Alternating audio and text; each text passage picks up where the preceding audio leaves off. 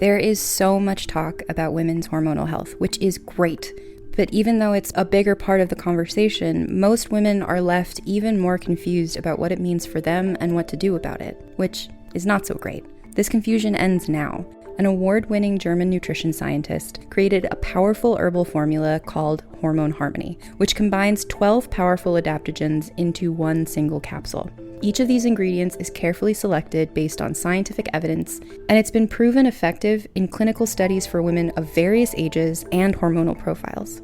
And Happy Mammoth, the company that produces Hormone Harmony, is famous for its zero-compromise policy. No GMOs, artificial fillers or flavors, or any other junk. Only science-backed ingredients in amounts that are clinically proven. The company surveyed over 1,500 women to see how Hormone Harmony helped them, and the results are mind-blowing. 86% of women started losing weight, 77% say it improved their mood, and 100% said they're feeling like themselves again. Hormone Harmony has over 50,000 raving reviews from women all over the world, with 98% of them saying they'd gladly recommend it to their friends and family. For a limited time, you can get 15% off on your entire first order at happymammoth.com. Just use the code HAPPYME, HAPPYME, at checkout. That's code HAPPYME at happymammoth.com for 15% off your entire first order. If you went on a road trip and you didn't stop for a Big Mac or drop a crispy fry between the car seats or use your McDonald's bag as a placemat, then that wasn't a road trip. It was just a really long drive. Ba-da-ba-ba-ba. At participating McDonald's.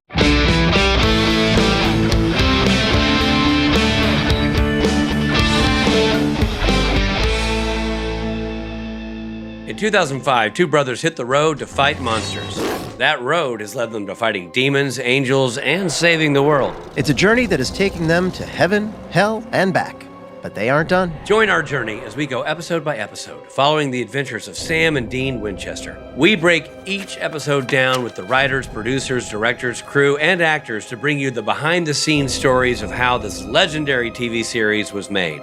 That guy right there, that's Rob Benedict. He played God and Chuck Shirley. Hey, and that guy there, that's Richard Spade Jr. He played Gabriel, Loki, and the Trickster. And P.S., he directed a bunch of episodes, too. Now, while we are insiders, we're also outsiders, because we're not experts. This is our first time watching the entire series, all 327 episodes. Rich and I have met many of the fans at conventions around the world, and we are deepening our understanding of why you all love this series so much. Because it's really good. Yeah, it is. Now listen, there will be spoilers, so consider yourself warned. And thank you for joining us on this trip we call Supernatural Then and Now.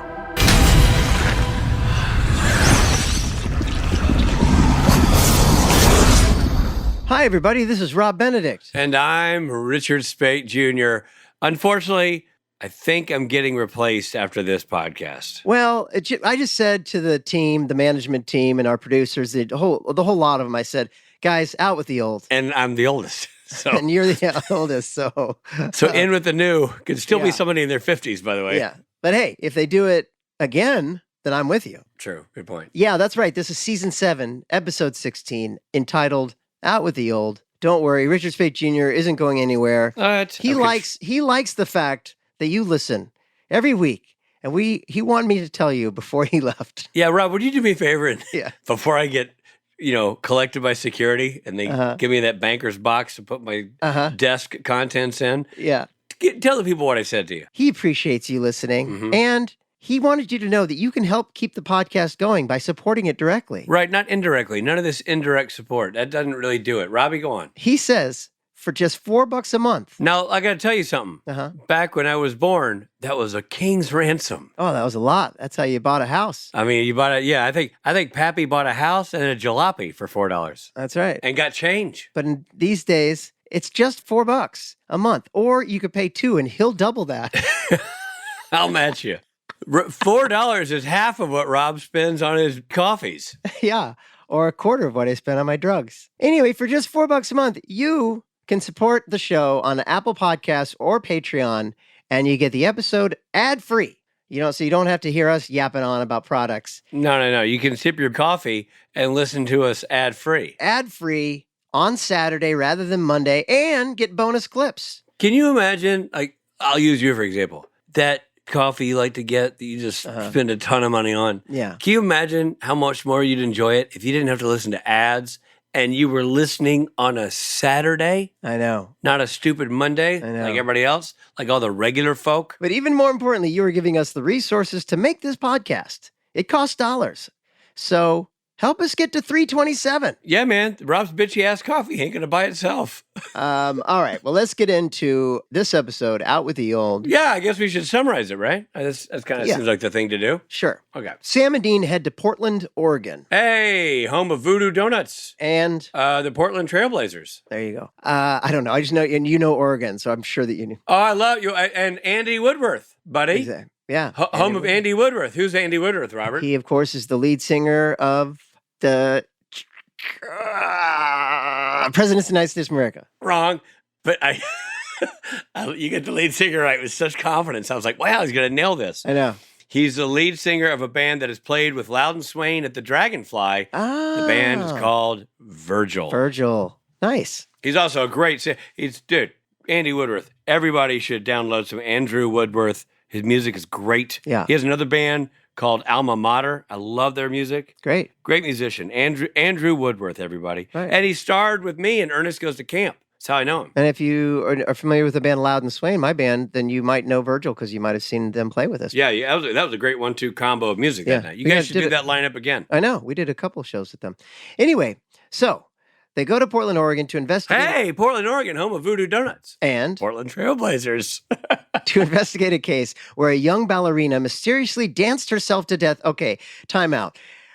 I get that it's traumatic to lose your feet in a crazy ballerina accident. Yeah. But is that going to kill you? I think she danced her feet right off her body, was what I gathered. Uh-huh. And then died from 2 broken ankles. I guess so. All right, that was my first question. But I don't know, dude. And then there's all this stuff with like the janitor's mopping, and every mop move he makes, she emulates in the dance room. yeah, but that has nothing to do with It it. had nothing to do with it. He was not a haunted mop, and it wasn't a haunted. I don't know. No, he's a perfectly nice janitor. And we started this episode thinking, well, there's an asshole. But he's not. He's just a perfectly good janitor doing his job janiting. They head to the police station to start asking questions. The boys rescue the curious daughter of the evidence officer, who put on the cursed ballet slippers and was about to be their next victim. The cursed ballet slippers involved in the ballerina's death led them to Out with the Old, an antique shop owned by Scott Freeman. Okay, I have a thing here. Okay. I couldn't figure out. Okay, I'm not trying to be dumb here, but like I couldn't figure out. The woman died dancing With these cursed shoes. Yeah, and then somehow they ended up in the other woman's curio safe. Like I didn't quite understand how that worked out. What, with the curious daughter of the evidence officer? No, I'm saying that okay. So you see the ballerina dancing, right? Right. And then you see the shoes are in the evidence locker. Uh-huh. And the little girl gets, enthralled by them, and they take them off the little girl in the bathroom, which, by the way, I thought for sure somebody's going to run in and see 2 grown men in the little girl's room ripping shoes off the girl. And they were going to, I did. I thought the cops were going to come in and go, "You freaks," or something. There's something going to happen. It's a different episode. And then those shoes have a sticker on them that says "Out with the Old." So they ended up going to the shop, Out with the Old. In that shop. The shoes ended up in that shop. How did they go from the dead girl's body before the evidence locker? Or like, are we to think that the professional ballerina bought used toe shoes from a antique store? Yes. You could have asked that question so much more simply, but yes. I was confused. It's a confusing question to ask. Well, yes. We are to believe that she got seduced by the shoes. Yeah, she was just in the antique shop sort of perusing old lamps, and the shoes caught her eye. Maybe something like that. However, there will be more questions because this episode was kind of confusing. They discover that Scott's late mother collected cursed objects. Cursed objects. You cursed objects. And stored them in protective curse boxes. The items are now out of their boxes and are now causing havoc after being sold. The brothers work to recover these items, including a cursed tea kettle, gramophone, and vintage pornographic magazines, which they safely store in a sigil-decorated safe at the shop. Also seemed weird that they would return all those things to the same Yahoo that let them go free to start with. They take them back to the store, put them in the sigil box, and then leave. And they don't take the sigil box with them? No. Oh yeah, that's weird. But let's go back to the whole thing that the janitor's doing all the mopping, and it's just coincidence that he's. Do we have to? Yeah, a lot of X factors here in the intro. But go ahead. Scott reveals that his mother reluctantly sold the shop to Bickleby Realty, a real estate agency aggressively buying properties on the block. Suspicious of the agency, Dean digs deeper into its corporate connections and uncovers that it is tied to Richard Roman Enterprises. Thanks to Frank. Yeah. Kevin R. McNally, who did a great job, as always. Oh, yeah, Frank. Yeah, he was great. And at the end of it, he might have been kidnapped. We don't know.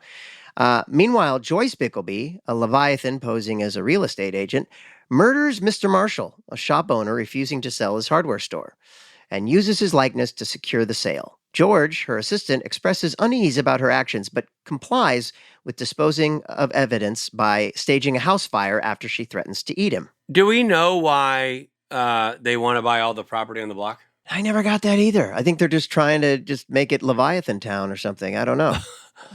Leviathan. Leviaburg. Okay. Leviaville. As Dean investigates, Sam struggles with sleep deprivation due to constant hallucinations of Lucifer, who we couldn't afford to be in this episode. But trust me, he was there. They didn't have Pellegrino money. No. George accidentally runs into Sam at a coffee shop and recognizes him. Despite his exhaustion, Sam and Dean race back to Out with the Old after Scott calls, claiming to be under the influence of a cursed mirror. Upon arrival, they discover that Scott is held hostage by Joyce and George. The brothers confront the Leviathans, and George unexpectedly helps Sam defeat Joyce, revealing his dissatisfaction with her leadership. No, hold on. Yeah. They were holding Scott hostage. How do we know that? Like, he was making the phone call for him. Yeah, he's and then they were done the phone call. They put the rag back in his mouth. Yeah, that was kind of weird, too. But he wasn't tied up. He was just... No, he wasn't tied up. She just stuck a rag in his mouth. Right. And then later, they tie him up and put, like, pretty much in the next scene. Okay. There was an odd cut here somewhere along the way, too, where, like, she's talking on the phone, and then it cuts to her in the same location, and she's talking in the room. It was a weird cut. Do you know what I'm talking about? Yeah, I think I do. And I think actually it was if I'm thinking right, I think it was a camera trick where we're looking at her through the window, and then suddenly you pan around and you're now in the store. I think. I don't think it was a weird cut. I think it was on purpose, sort of. So they've kidnapped him, and they made him make that phone call, and now the brothers arrive, and they're excited because they want to eat the brothers. Wait, hold on. Who wants to eat the what now? I'm off script here. I'm just sort of synopsis. I love it when you vamp. I'm vamping, and I'm just trying to tie it all together. So she finally dies. They cut her head off, and George, her assistant, is dissatisfied with her leadership. So he provides information about Dick Roman's plans, confirming real estate acquisitions nationwide, but remaining unclear about their connection to Wisconsin. He explains that Dick intends to build a cancer research center on the Portland block, leaving Sam and Dean puzzled by the Leviathan's motivations. So you're not alone. Like, no one really understands what's going on. Right. And here's the other. Okay. So next question, Your Honor. Yeah. Why is George disgruntled with the leadership? I mean, he says he wants to eat her, but is that, that's it? Well, yeah, I think there's a couple things that happened during, he's uneasy about some of her actions. So, I mean, she's not a great leader. Nobody's saying that. Right. And something specifically happened that she was going to make him into the guy who owned the shop. And he was going to have to be that guy for the next 30 years. And he said no. And he didn't want to do that. Yeah. But she's had 4 other assistants. You know what I mean? She could just replace him. Yeah, but she was going to make him turn into that guy, and he didn't want to be that guy. Mm. So later, our last scene, with a U-Haul full of cursed items in tow, the brothers arrive at Frank Devereaux's RV, only to find it ransacked with blood splattered everywhere, which honestly to me looked like red paint, implying a possible grim fate for Frank. Or a painting accident. Painting accident, yes. Based on your description. Okay, we don't know what's going on with Frank. X factor for Frank. We don't know what's going on with a lot of things right now. There's a lot of questions for us. But she gets her head cut off for sure, which is also... She's dead. Okay, another thing I thought was weird was George is like, hey, there's a bucket of borax beside the desk. Shove my head in it. So 2 thoughts here. They know borax kills them. Why are they keeping a bucket of it? Who stores it in a bucket? And why is it beside the desk? That's great questions. Really great questions. It's convenient. And then why didn't George just like pretend to fall behind the desk and go, as opposed to like burn my face off real quick. Yeah, I don't know. Yeah, that was a weird one.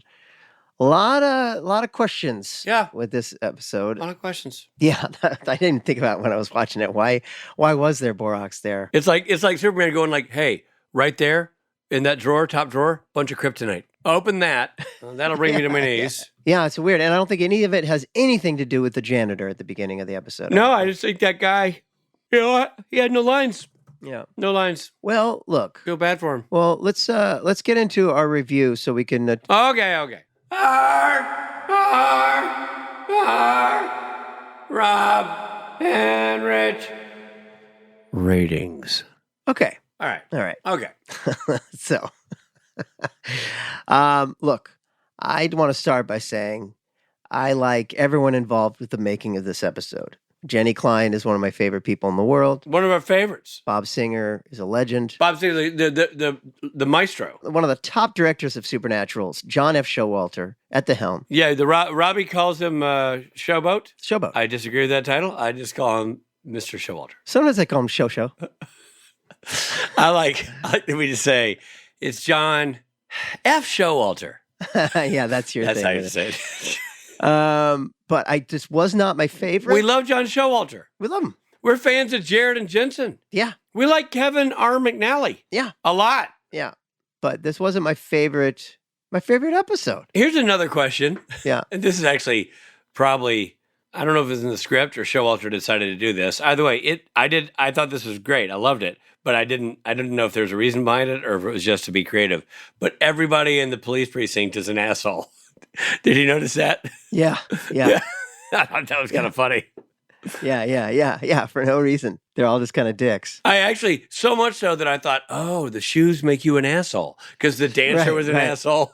I'm like, I get it. Yeah. And then I thought to myself, Rob must have a pair of those shoes. Yeah. Certainly, I feel like I've got a cursed mirror sometimes. So I always want to rip my own face off. But yeah, I don't know. Really wasn't my favorite. Richard, what about you? You loved it? Yeah, a tough one. Obviously, as you say, the components, all dynamite. Literally all like lights out, have a record of great episodes of television of Supernatural. And before and after this go on to just great things. This one was strange. I didn't hate it, but I never kind of really, I never really I never got locked into the comic sensibilities they were going for. Uh-huh. I never got locked into the drama. Yeah. Again, like ripping the shoes off the girl, that scene I thought was going to lead somewhere. Dean having a thing for the ballet slippers I thought was going to lead somewhere. And yeah, I don't know. It just was one of those things where I'm like, I totally know what they were going for. I know that, at least I think I do. And I think valiant efforts were made all around. And I just think it was not one of my favorites. Not a train wreck. Just not a favorite. Robert, favorite? Yeah, no, not a train wreck. And certainly there were funny parts. And maybe, I don't know, maybe it's funnier than we're giving it credit. Yeah, we've been yelled at before by fans who said, you don't get it. And maybe we don't. Yeah. Maybe in this instance, if we'd watched it, if we kept on watching the next one and they all tied together or whatever, we'd have a different perspective. Yeah. All right. Well, I've got a beard. But you don't have to brag. The porno joke was funny. Yeah, the gramophone scene here's why the gramophone scene was funny to me. Because the kid's listening to the record and the record starts saying Paul is dead or whatever the hell it starts saying. Yeah. And he's grabs the kitchen knife and goes for mom. And Jared runs in and grabs the knife out of his hand. Now, the woman is not aware that the gramophone has been telling her son to kill her. Uh-huh. She doesn't even really see the knife coming. She just sees a massive dude. Stranger. With her son's wrist in his hand and a knife on the ground. Yeah. And what? She immediately assumes, wait, there's a stranger in here grabbing my son. I bet my son was trying to kill me. Yeah. And he probably saved it. So, what are the odds? That seems weird that would be the assumption of the lady. I know. And she doesn't go, what are you doing here? Yeah. And who are you, you big galoot? You know what I mean? Also, this is kind of weird. Just like, hey, let's put on some gramophone music And then I'm going to leave you to it. And she walks out of the room. I don't know. It's just, Yeah, I know. She's like, hey, son, I got that gramophone you've been craving. Hello, my darling. Hello, ragtime child. And then he's like, that's my gramophone. And then Jared has to say, hey, consider yourself lucky, kid. I'm like, what is going on here? Yeah. That was again. It was a comedy. It's strange. There's a lot going on there. Yeah. That said, valiant effort all around to make it work. Yeah. So with that, you said you have a beard. What have ye? Okay. This actor is beloved by America and by me, by the world and by me. I know what you're going to say. I think you just stole mine. And I love his work, and America and the world loves his work, but his beard is not great, and it needs to be more filled out. Every time he has a sort of unshaved face, I'm like, this is not a great beard if that's what he's going for. And so I'm going to give it to Pedro Pascal. Dude, literally you took the guy out of my mouth. Really? Oh my God, I was going to give it to Pedro Pascal. I kid you not. Because I'm like, there's nobody in the world who leans harder into facial hair. And man, he hits every button on the bullseye except for that mustache. Except that. Yeah. Exactly. And just like, this show is a beloved show, but it's just this beard for this one was not the best. I got to tell you, I'm going to stick with it. We're going to get this one two Pascals. 2 Pascals. Yeah. 2 Pascals. I like it. Because there's no better example of something like home run hitter. Yeah. Literally, as you said, globally beloved. Can't show up in a role where you're not, oh, thank God Pedro's in this movie. Oh, yeah. I love everything he does. Yeah. Drama, comedy, sidekick, lead, romantic, goofy. I mean, he's great at everything. Got it all. And the one constant is that mustache. And it's kind of like, look at that. Yeah. Look at that little fella. Yeah, exactly. Patchy. All right. Well, that's that. I think it's maybe the first time ever in the history of the podcast we've both given the same facial hair to an episode. We'd have to. There's someone that would know that, but we'd have to go back to find somebody out. in our audience group will respond and tell us that we're stupid. Yeah, and to them we'll say, "Mother, stop listening."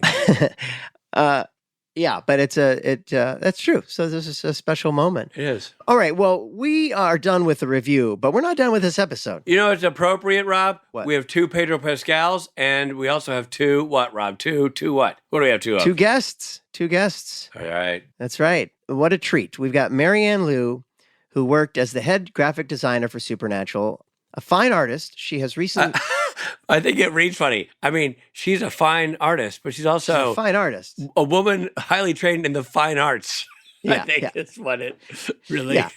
Yeah, she's a woman heavily trained in the fine arts. Gifted. A painter, among other things. Yeah. But she's recently been working as a production designer on comedy specials and short films. Man, she's had installations all over Vancouver. Just a really talented lady. Leanne Elaschuk worked as a graphic designer on the series. She is currently working on the 2nd season of Watson as a graphic designer. And she got her start in feature films such as The Chronicles of Riddick, Fantastic Four, and She's the Man. Fantastic list of credits right there. Yeah, and what's great is these two work together in the graphic art department for Supernatural. Marianne and Leanne, they're great friends, and they worked on the series for all 15 seasons. So they're OG. And here is our conversation with those 2 ladies.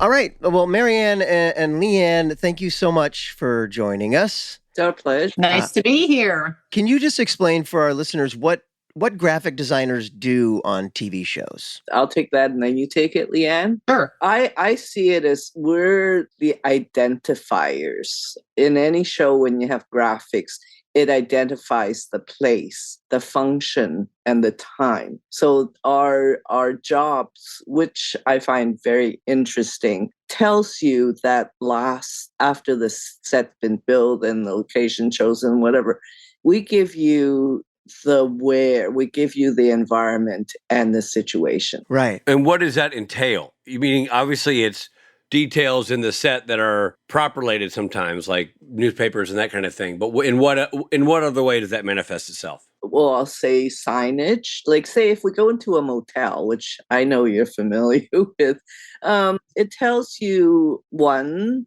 where, 2, mood, 3, economic standard of the location. So we provide the environment by very subtle indications, and sometimes not so subtle. It's not so subtle when you have a 12-foot tall neon. That's not subtle, but those things are really fun, and they really give you that layer of identity. So I see our job as we identify in a visual sense. Yeah. Interesting. Well said, Marianne.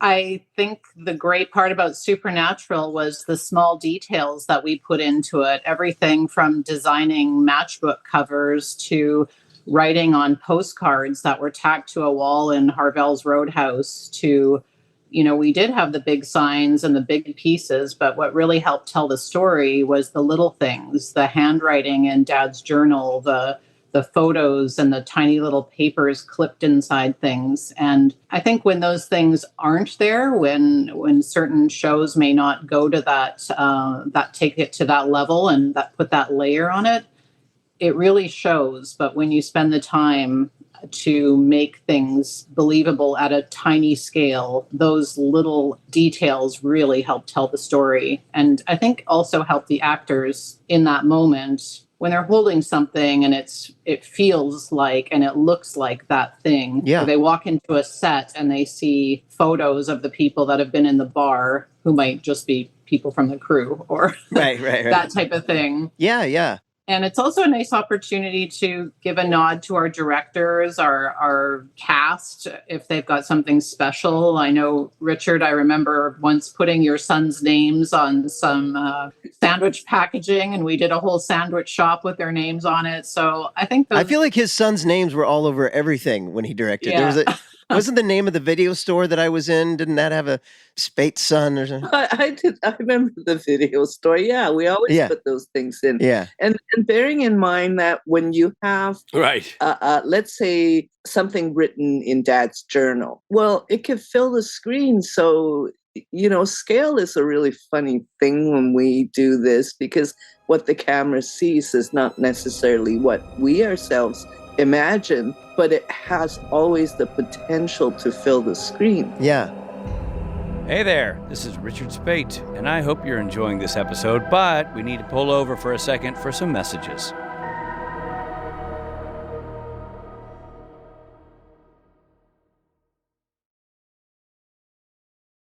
Hey everybody, it's Rob Benedict. I don't come on here and just talk about products if I don't know what I'm talking about. In other words, my rule is I have to know what it is and have tried it before I tell you that you need to try it. That being said, this next monologue I'm going to have is real, because I have tried on these products and they are fantastic. That's right. I'm talking about Quince. I'm talking about, look, I'm getting too old to chase trends. All I care about is stuff that fits right, feels good, and actually lasts. So that's why I keep coming back to Quince. It's got stuff you're going to actually wear on repeat, like breathable flow knit polos, crisp cotton shirts, and comfortable lightweight pants that somehow work for both weekend hangs and dressed up dinners. The best part? Everything with Quince is half the cost of similar brands. What they do is they work directly with top artisans and they cut out the middleman. Quince gives you luxury pieces without the markups. And, this is important to me, Quince only works with factories that use safe, ethical, and responsible manufacturing practices. And also premium fabrics and finishes. You can't go wrong. Like I said, I'm not going to tell you about it if I haven't tried it myself. And I love these clothes. They're comfortable, and I've got this white linen number I've told you about. It's getting me through summer. It's a short sleeve button up, and it rocks the house. I'm about to pack it up and take it with me on my family vacation. I'm going to the beach, and I'm taking Quince with me. So why don't you check it out? Stick to the staples that last with elevated essentials from Quince. Go to quince.com/STN for free shipping on your order and 365-day returns. That's QUINCE.com/STN to get free shipping and 365-day returns. Quince.com/STN. This episode is brought to you by Progressive Insurance. Do Do you ever think about switching insurance companies just to see if you could save some cash? Well, Progressive makes it easy. Just drop in some details about yourself and see if you're eligible to save money when you bundle your home and auto policies. The process only takes minutes, and it could mean hundreds more in your pocket. Visit progressive.com after this episode to see if you could save. Progressive Casualty Insurance Company and Affiliates. Potential savings will vary, not available in all states.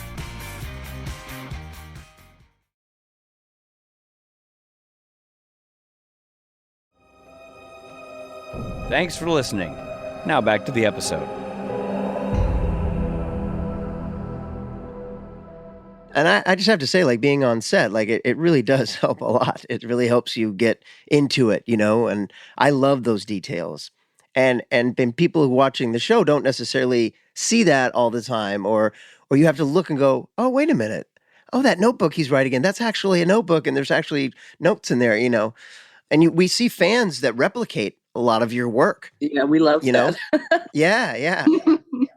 Yeah, the details matter to the people who watch the show, to be sure. Like, it doesn't go unnoticed. And I would imagine the transfer from film to HD made your jobs even more specifically noticeable and important, because now anything can be zoomed in on and examined. The high definition changed everything for us.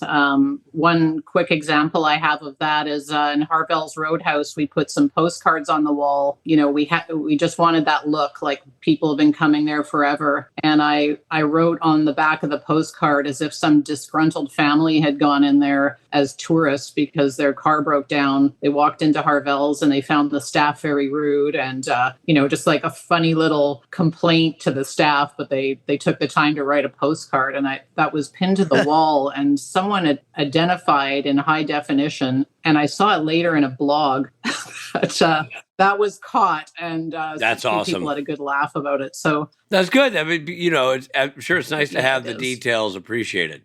And so much of that does affect performance. I mean, as Rob sort of mentioned, that like you walk in that room and you're the actor, and it's a time period or it's a location, you get into that set. Sure, off the set you're seeing plywood and crew members, but on the set all you're seeing is your fellow actors and the surroundings. And the more detailed that is, the better it is for helping the person put themselves in that space. So it's environment matters a tremendous amount in not just the visual for the audience, but for the performers. Absolutely. Now, how did you, maybe you can each answer this, how did you get involved in being a graphic designer for TV? And then how did you get involved in Supernatural? Leanne, do you want to go first, and then we'll do Marianne after? Sure. Well, my background is in the print industry. So packaging, art reproduction, books, and that type of thing, which is quite boring, actually. It's very technical and not very creative, let's say. It's much more of a technical position. And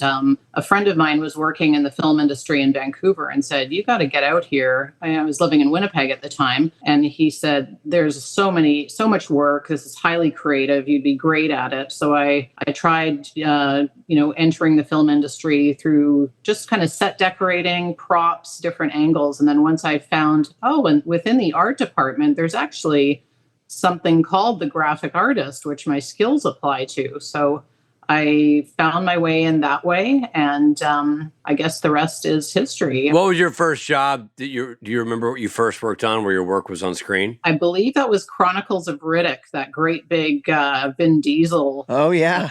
It was a very big show, and I was doing some graphics in the costume department, so helping with details on armor and all sorts of amazing things. It was highly creative. There's entire warehouses of costumes and armor, and wow, just the layers were, I think it was 7 acres of sets. So it was quite phenomenal. And something to be a part of that big was whoa, pretty exciting. I worked on a show called She's the Man, which was Amanda Bynes on a girls, or actually a boys soccer team. Yeah. It's kind of a class. Sure. Yeah.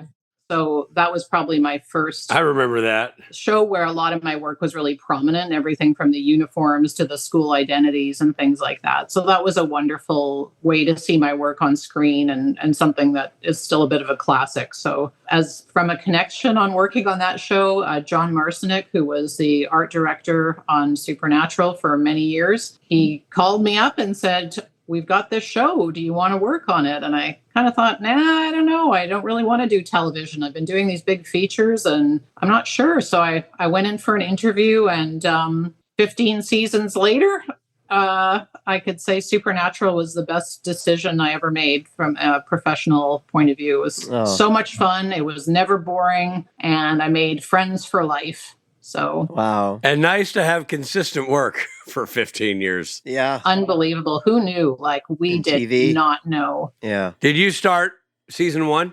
Yeah, she did 15 seasons. Awesome.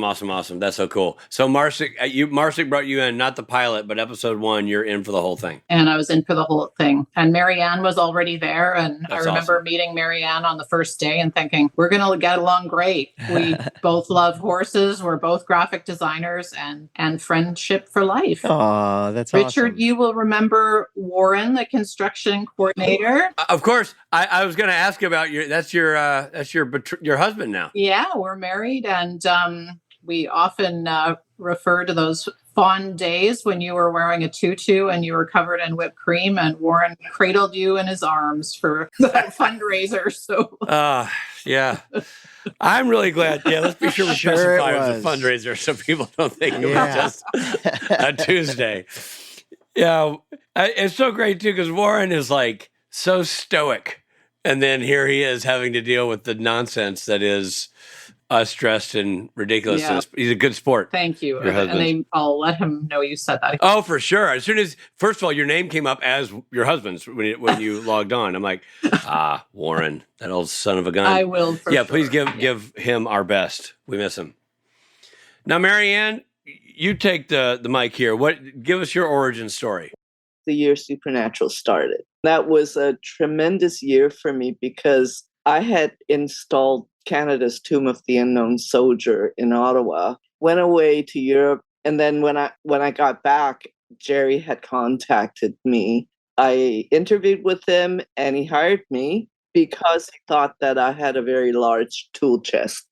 My background is as a fine artist, a sculptor specifically. I built monuments and public art besides being a graphic designer. So Jerry was the one that really got me into Supernatural. But that back then, when I started with Jerry Wanick, that was with Dark Angel.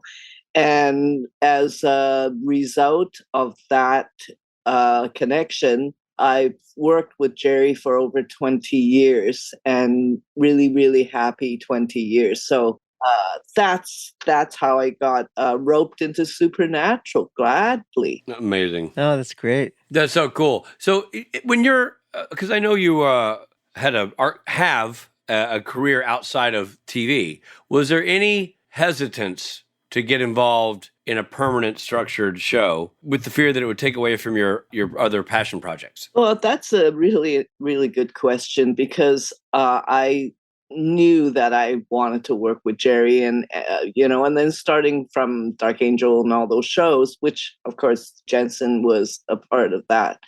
Our friendship and work relationship really deepened. But by season 10 of Supernatural, I thought to myself, if I don't produce art, I cannot call myself an artist. And I wasn't so much willing to let that go. So I said to Jerry, it's time for me to be a fine artist again. So I resigned. But things as such, you know how crazy busy Supernatural gets. I kept getting called in, we need more help, or, somebody's sick. And so in the end, I ended up doing all 15 seasons, the last 5 seasons, not so much full-time. The last 2 years of Supernatural, again, full-time. So there was a few years where I sort of begged off a little bit so I can develop my own personal art. And did a show with Cyrus Yavna, who was the producer then, based on Cyrus's doodles. I did a big one-person show with Cyrus's doodles as inspiration, and that went really well. And so I have always maintained a fine artist stance, even though I was working full-time on Supernatural. So my life was pretty insane. Plus, I ride my horse, so I would work a 12-hour day, go and ride. Yeah, you get and your escape. Work on my sculptures on the weekends. That's how I maintain my life. That's good to have that balance. Still feel, you can work on your art that way. Yeah, I didn't get much rest, and I still don't get much rest. But, that's the price you pay. And it was just, Supernatural was an incredible section of my life that I appreciate so much. Yeah. And now, this episode that we're talking about right now is Out with the Old. And there's cursed boxes, all this. There's a safe that has unique sigils and symbols. What's the research process around symbolism and magic and like angel language? How do you get into that? It's so fascinating, really. Yeah. Life takes us places we don't know, and Supernatural takes us to supernatural places we don't know. Yeah. Yeah. So to start off with the research, I actually have and had since Supernatural a collection of different dictionaries from different languages. Oh, wow. Some are really interesting, like a Cree language dictionary. So I would research different languages to start off with to develop an angel language. And some of that, frankly, the angel language that we did develop, I based it I started looking at Cree, which is, of course, the secret language of coding.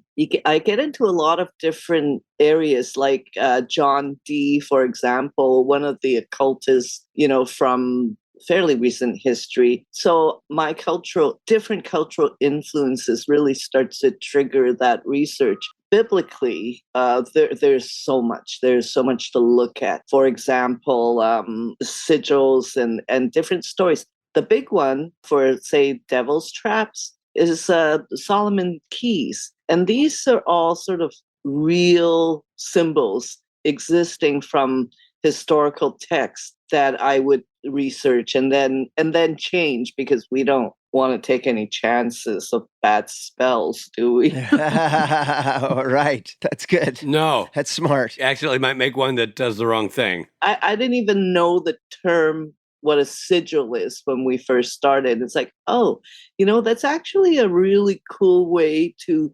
summarize a concept into really simple forms. And, so there's a lot of things that are not just hocus pocus, sort of scary stuff, which of course we make it into scary hocus pocus stuff. But there's a lot of things that are really actually very helpful in everyday life. Well, I would imagine there's a certain amount of this that you guys, both everybody in your department, had to learn in the field, so to speak. Meaning, like, these writers are coming up with terms. Certainly, I did not know the term sigil until Supernatural, and there's my knowledge of Latin is, shall we say, limited. So there's a lot of references that I didn't necessarily get and that viewers wouldn't get. So obviously, there's probably many that were thrown your direction that you did not know and would have to research to get the historical context. Was there ever connections with the writers? Like, were you ever like, either one of you, like, I don't get this, I'm going to call Jeremy Carver and find out what that's a reference to? Did you ever use the writing team as a reference for any of this stuff?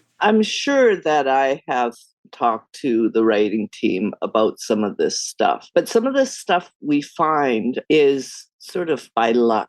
I can give you a really good example of what luck is in terms of finding a symbol, which is, do you remember the first blade? Mm-hmm. Yes. The first blade is a mule's jaw or a donkey's jaw. And okay, that's what we're trying to design. So I'm looking at that, and then just by luck, I found the symbol, or why 007 is 007. It's the secret signature of John Dee to Queen Victoria, and that was his signature, which is it's like an upside down 7 with 2 O's, so 007. But that was his secret signature, and I looked at the symbol and I thought, that 7 backwards looks kind of like a moose's jaw or a donkey's jaw. And then so I changed that to a couple of lines, and that's what became the first blade symbol. Wow. Interesting.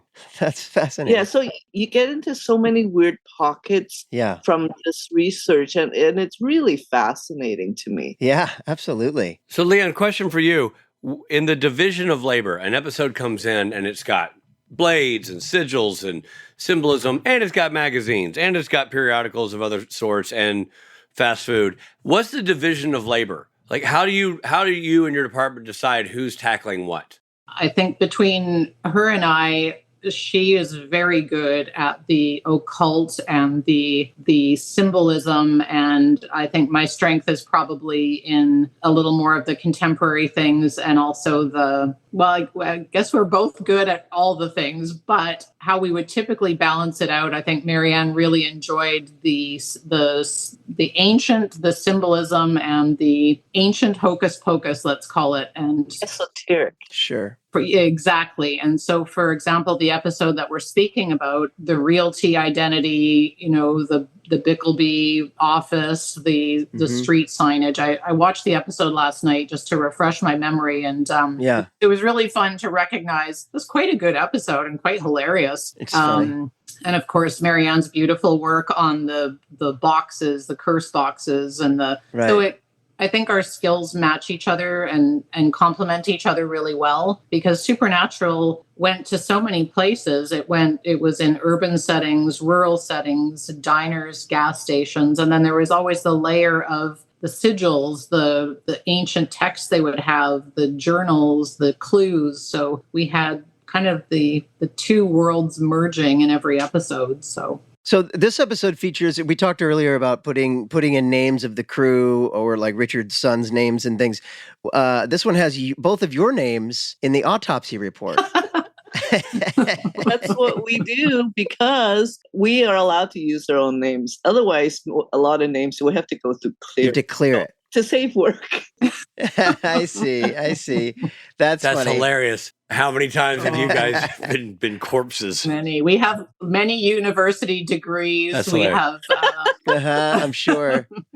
We're the authors of many books. You always have a reason to put somebody's name on something. One thing I never wanted my name on, though, was a grave marker on a headstone. I just always thought that would be bad luck. So there was a few people who thought that was just so cool. Yeah, use my name on a headstone. But I just felt like that's kind of bad mojo. I don't think I want that. Yeah, no. Yeah. I can. Also, in this episode, I noticed the boys are in a diner, and I can't remember right now the name of the diner. Was it the Lamplighter? Yes, Lamplighter. And I wondered where you got that from.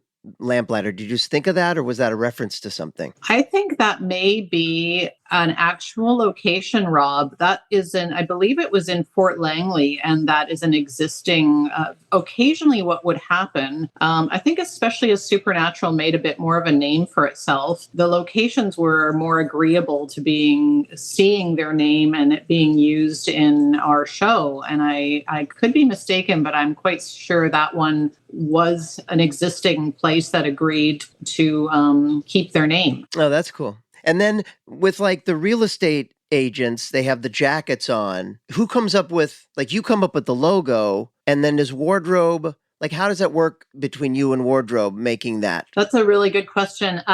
What we would do is we would get a little list of requests at the start of every episode from our costume department. And it would say, we need a police crest. Someone's wearing a T-shirt. Someone is working at a diner and we want this on their apron. And in the case of this episode, the crest was on their blazers. And so we had created the logo for the real estate company. And it actually looks quite good because it transfers to their signs, to the graphics on the wall, to their advertising for their listings, and then of course on their blazers. So you see it repeat, and it's like an actual, believable brand and logo. So that's how that would work. Oh, interesting.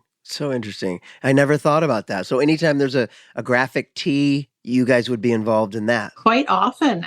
And something I should mention too is tattoos. That's, I would say, a Marianne specialty, because the makeup department would often need, it would be scripted. They have some, like, of course, the protection symbol. There was many iconic tattoos within Supernatural. That would be something designed within the art department. So, yeah. And of course, with Jerry's guidance and everything coming together, we would provide the makeup department, sometimes special effects makeup as well, the content for tattoos. And Marianne, you designed many of the tattoos. And the protection symbol was one that was, we've seen fans have had that symbol. Oh, all the time. Oh my gosh. Yeah. All the time. Yeah, we see your work reprinted quite a bit. In fact, I think Rob and I spent more years seeing your work in the form of tattoos on fans before we knew the context in the show, because we started watching the show. We're like, that's what that means. That's that tattoo. It's funny because the first time I went to see a convention, I was a little bit late, so we kind of scooted in, and some girl was running in front of the stage to get something on the stage, and I went, "Hey, that's my tattoo on her shoulder," and it's like, 5 inches across or something. And it always just tickles me pink to see that happen. And there's pages of it on the internet from Supernatural. Yeah, amazing. Have you ever done a design? Because I know you guys work very hard to get clearances, as you say, get the legal use of your imagery or logo or name or whatever it is. And you go through this process, but have you ever had somebody reach out and go, "Hey, man, that's my tattoo"? Or even though you go through the process, has anything ever slipped through the cracks, or somebody tried to jerk you guys around or anything like that? I have not. Leanne, have you? I haven't, but I can think of quite a good example and I'm sure Rob will remember the books that were created, as if Supernatural became a series of fiction, and we had to create those book covers, the Carver Edlund books. The Carver Edlund books. Oh yeah.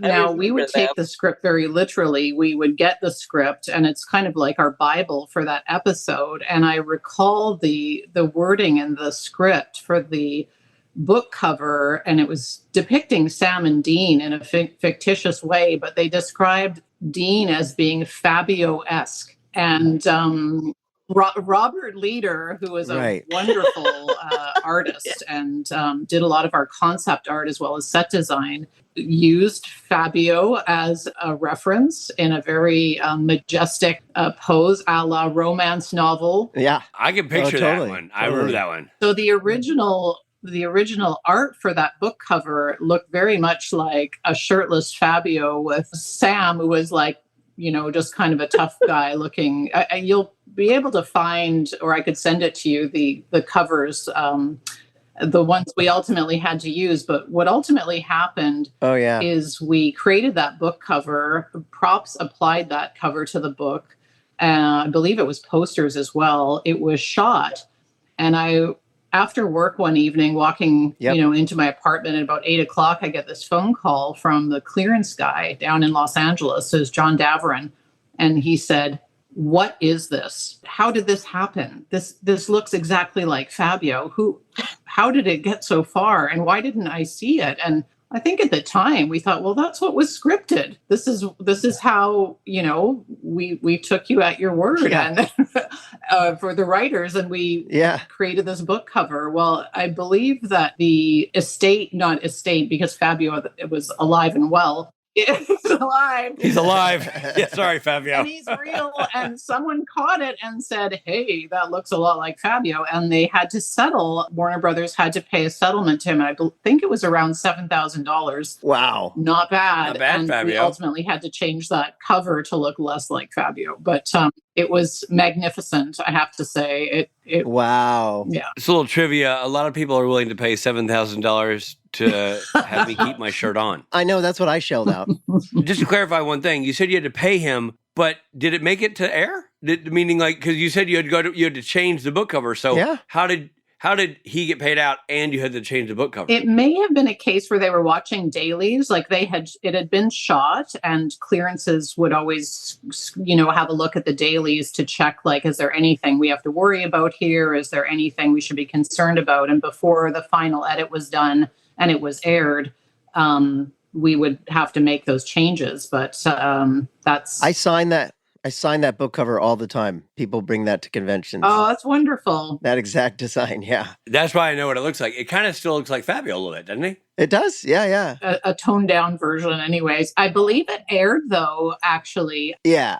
Otherwise, we wouldn't have had to pay him. Right. So something must have hit the air. Something hit the air. Right. It was seen, it was caught, and we got into a little bit of trouble.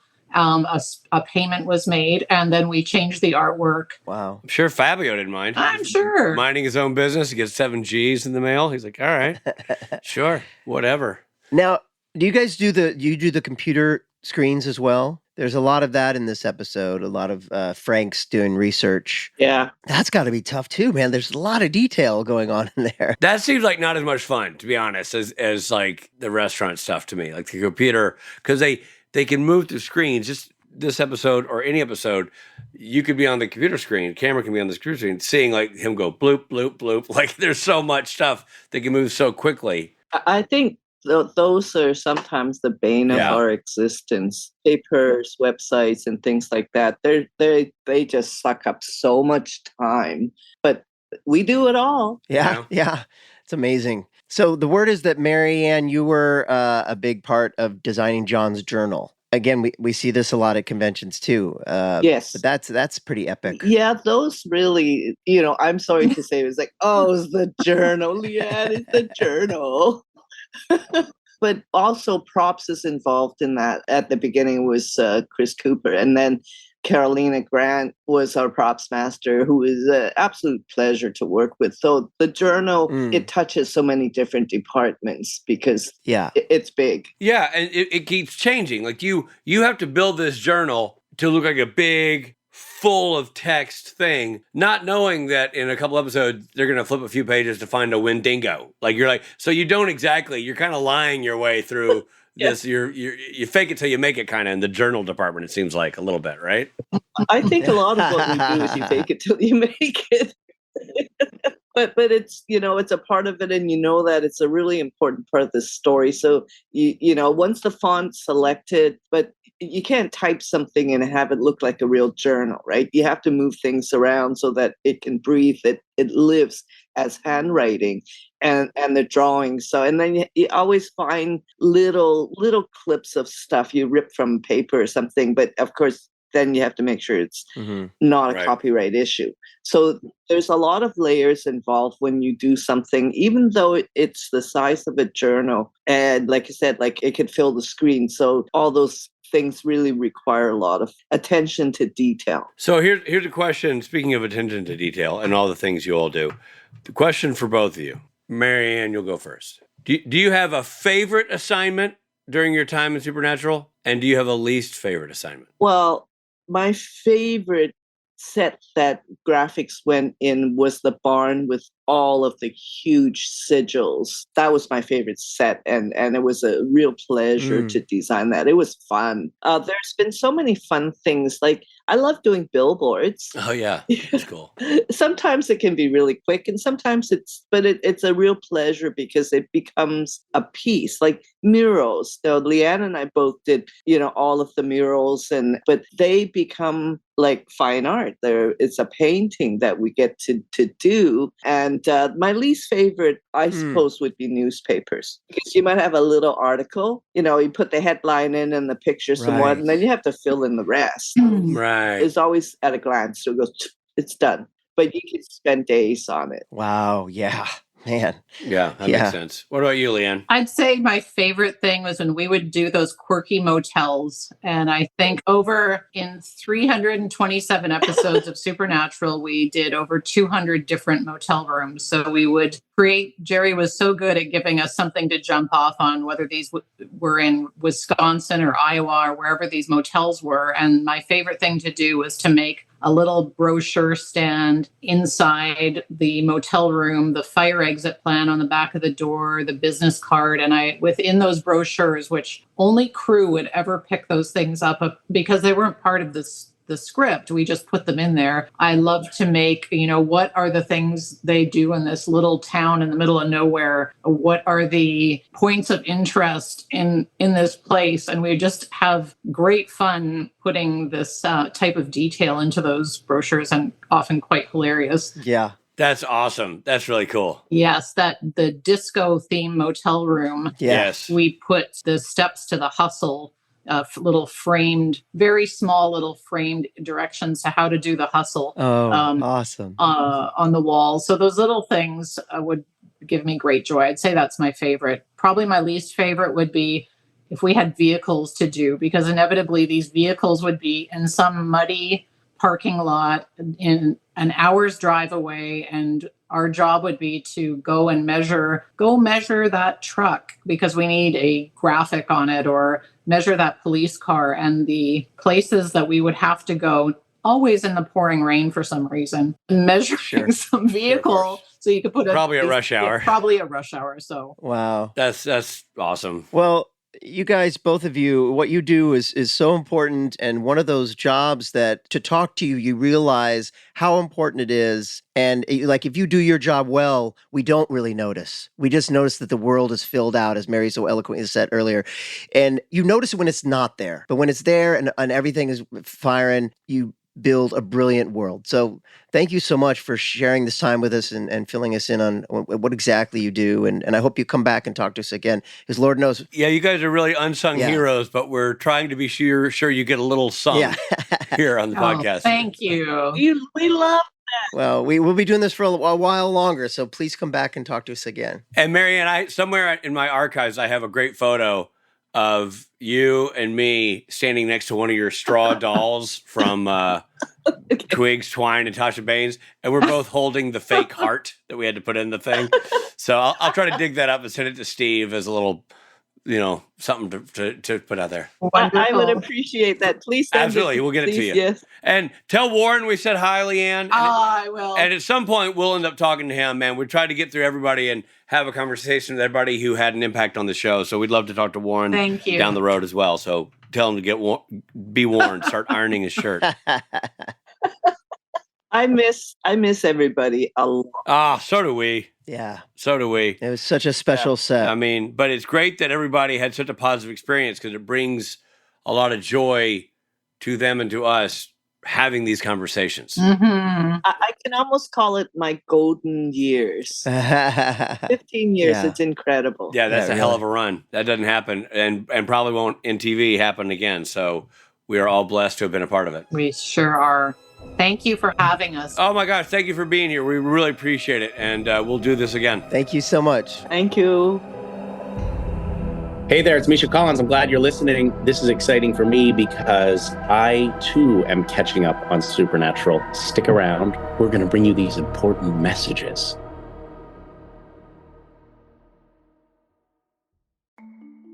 It can be overwhelming to manage a business, especially when you're first starting out. Your to-do list just keeps growing every day with new tasks, and that list can easily begin to overrun your life. Finding the right tool not only helps you out, but can simplify problems you haven't even encountered yet. And for millions of businesses, that tool is Shopify. Shopify is the commerce platform behind millions of businesses around the world, and 10% of all e-commerce in the US, from household names like Mattel and Gymshark to brands just getting started. With hundreds of ready-to-use templates, Shopify can help you easily build a beautiful online store to match your brand style. And best yet, Shopify is your commerce expert with world-class expertise in everything from managing inventory to international shipping to processing returns and beyond. If you're ready to sell, you're ready for Shopify. Turn your big business idea into with Shopify on your side. Sign up for your $1 per month trial and start selling today at shopify.com/realm. Go to shopify.com/realm. Shopify.com/realm.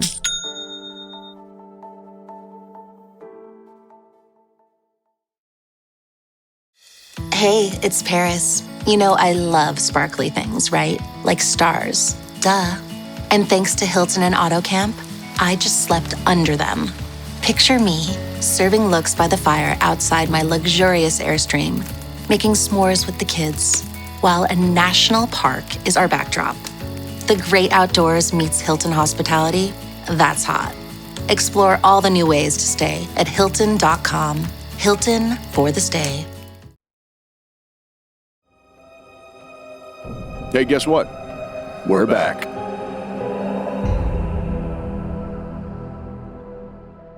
Man, what a treat to have them on this podcast, and both of them. I love that they're best friends. That's so cool. I love that they're best friends. That's so cool. And they like, oh, you do this, I do that. Like they work hand in glove to make the show awesome, and threw in extra details, and we're like in concert on everything. And you know, you go left, I go right. What great teamwork! And then rode horses together. It's so the opposite of me and you. I know, where we work together, but we really hate each other off camera. The only thing that's similar is you and I both love Warren. We both love Warren, yeah. But other than that, I mean, but hey.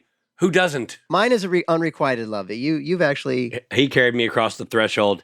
Yeah, he'll forever be my Bjorn Bork. And also, Leanne and Warren are like the another example of a couple formed through Supernatural. That's true.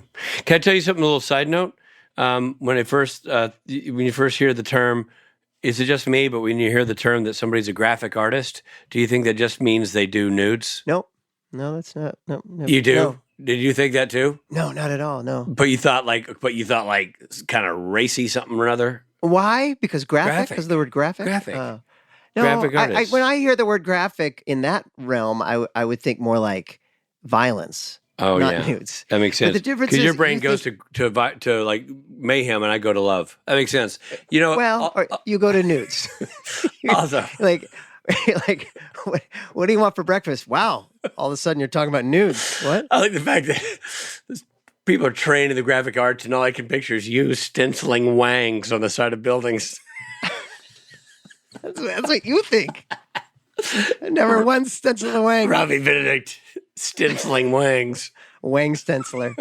All right. Well, Wang Stenciler sounds like a supervillain. It's the work of Wang Stenciler. And now for some more mythology. That's not mythology. That's a fact. But okay, fine. Nope. Mythology. All right, let's talk about curse boxes. Let's do it, buddy. Great band out of the 90s. Had a couple of hits, I think. Yeah. Opened for Soul Asylum. Oh, man. That first album, that first Curse Boxes album. Curse Boxes. Boxes enchanted to store cursed items and neutralize the item's power. Are we giving Curse Boxes a life it doesn't deserve? Is it actually a thing? Well, read I it. feel like Steve just made it up and then defined it. Well, read your mythology lines and let's find out. All right. The most famous Curse Box is the Debuk box. I mean, who can't remember the Debuk box? You know what you put in Debuk box? Debuk. Which one? I got a shelf of books. Debuk. Oh, just this one? Just Debuk. So it's an antique wine cabinet containing the soul of a Debuk, a malicious, dislocated soul of a dead person. The myth comes from Jewish folklore. Check out the Jewish folklore showing up big. Yeah. With the Debuk. Yeah. A malicious, dislocated soul of a dead person. I believe that was the title of that first album you're talking about. That first Curse Boxes album, yeah. Exactly. The story of the Debuk box was created by Kevin Manis. What a normal name for a man who created the Debuk box lore. Totally. He was a furniture refurbisher. Huh. He conceived of the story and posted it with the antique wine cabinet on eBay. It became a bit of an internet sensation and was eventually developed into the 2012 horror film The Possession, produced by Sam Raimi. Huh. By the way, shouldn't Sam Raimi grabbed onto the other obvious horror title here, The Refurbisher? The Refurbisher. Oh, that's good. So this originally aired in 2012. So I wonder if it was either in the zeitgeist or it influenced or we stole it. The idea, yeah. So the box is currently on display at the Haunted Museum in Las Vegas. The museum is owned and curated by Zach Baggins of Ghost Adventures. Yeah. Cool. So now tell me about if Curse Box doesn't deserve its own mythology. All right, fine. I guess I know what haunted museum you and I are going to next time we're in Vegas. That's right. The Haunted Museum. Well, that's all very mythological, but let's get to some factual stuff, shall we? Like, I don't know, something we would find in Fun Facts. Fun Facts. Okay, this first one's going to shock you, but the title Out with the Old is the first part of a popular saying. What's the second half, Robert? Out with the old and in with the new. New as in G-N-U, the yak-like animal that roams the prairie? Out with the old, in with the yaks. in with the new. Okay. No, K-N-E-W. Oh, okay. That makes sense. Out with the new. The episode was originally titled Another Man's Treasure, but the clearance department thought that was too much of an obvious reference to Rob's junk. Not Jensen's or Jared's or Misha or anyone else. No, because I know you're a graphic artist. Wang Stensler, Rob Benedict. The name given for the person who bought the Gentleman's Magazine was Peter Yankett at 27 Johnson Lane. Very funny, very subtle. Everybody knows that 27 is a code for something dirty. Peter Yankett. Got it. Yankett. I said Yankett. Peter Yankett, 27 Johnson Lane. Funny. That's funny. It's a masturbatory joke, Richard. According to co-writer Jenny Klein, by the way, a national treasure. Oh, she's amazing. A show creator, powerhouse showrunner of massive talent, for which we have unending and unwavering respect and affection. And love, yes. Anyway, back to Jenny Klein. According to co-writer Jenny Klein, Scott's mother had an interesting backstory, and it goes something like this. Scott Freeman's mother was friends with hunters, and her shop basically functioned as a drop box for hunters to leave cursed objects, or cursed objects, as Rob would say, with her to guard as they continued their travels. I wish we'd known that in the story. That would have been great. That literally, a couple of my questions in the middle of how the heck are they there, and why do the hunters leave the stuff? So why did Jared and Sam and Dean leave the items there? That would have answered those questions. It might be the sort of thing, we didn't really get to talk to anyone else about this episode, but it might have been the sort of thing where it was just sometimes, look, making a TV show is hard. And you've got producers and writers and actors and director. There's a lot of things, as you know, if you've been listening to this podcast, so many things go into making it. Yeah. It's not just like one person. And it might just be one of those things that it just something got out of sync. You don't just throw the stencil against the wall, hit the spray paint button, and boom, you got a Wang stenciled on the wall. Oh, boy. Oh, boy. So I don't know. It just, to me, that would have been great to put in, and I made it better, and then I wouldn't have had to go to putting Wangs on walls just to feel better about myself. Rob Benedict, Wang Stensler. I mean, man, that's funny. Boy, when you're in the zone, bud. Mercy. Well, this was If any of our fans are T-shirt manufacturers and designers, I would love a T-shirt that has Rob Benedict, Wang Stensler. I don't know. We've got better shirts.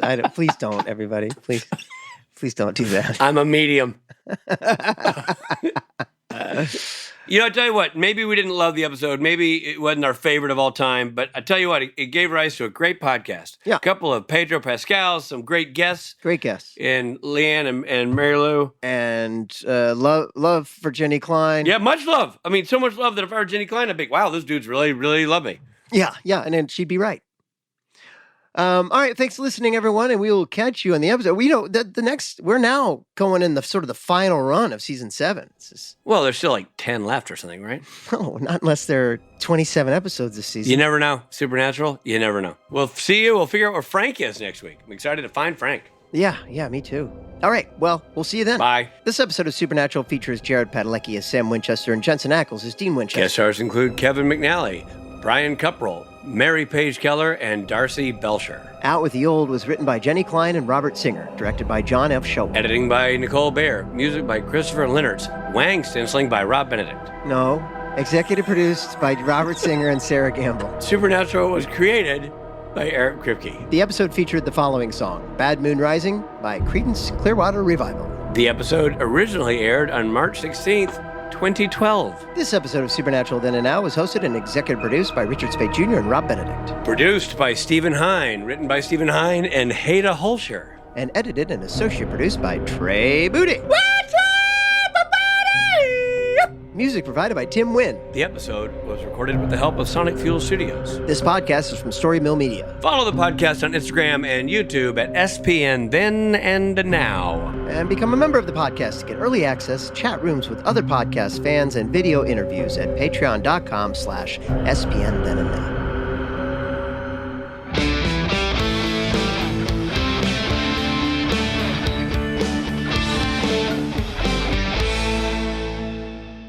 Rob Stinselswangs.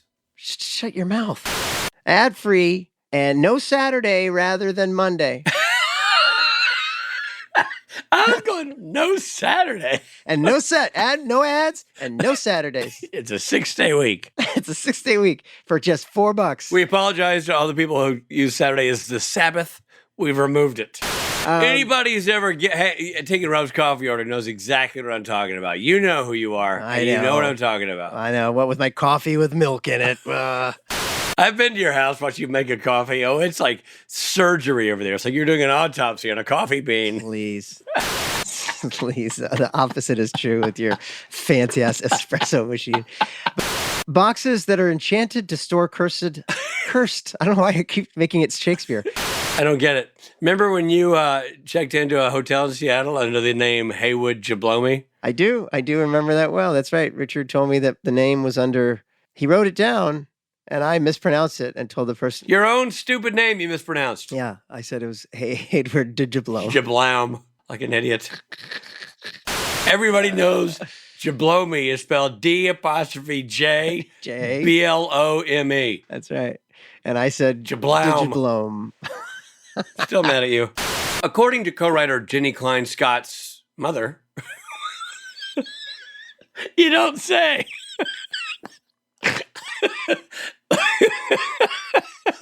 Who's Jenny Klein Scott? Story Mill Media.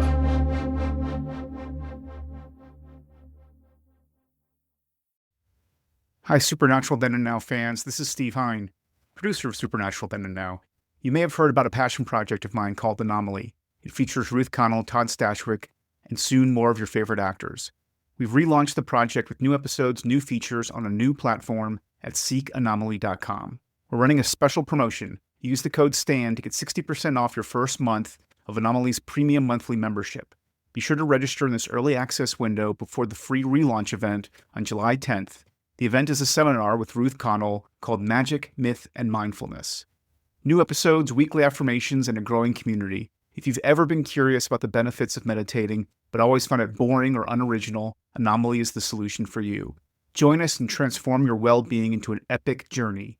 Come check us out and see what's going on. Use the code STAN, that's STAN, in this early access window to get 60% off your first month at seekanomaly.com. And hopefully Ruth and I see you on July 10th. Anomaly is spelled with an I-E, not a Y. You can sense it calling out to you. New reality seeks you. Join the journey to save Anomaly. Place where sound is magic. The only way to enter the world is by looking inward. Along the way, you'll learn potions, chants, and enchantments that will help you both in that reality and yours. So, answer the call and let your campaign begin. Seek Anomaly. Hear its magic.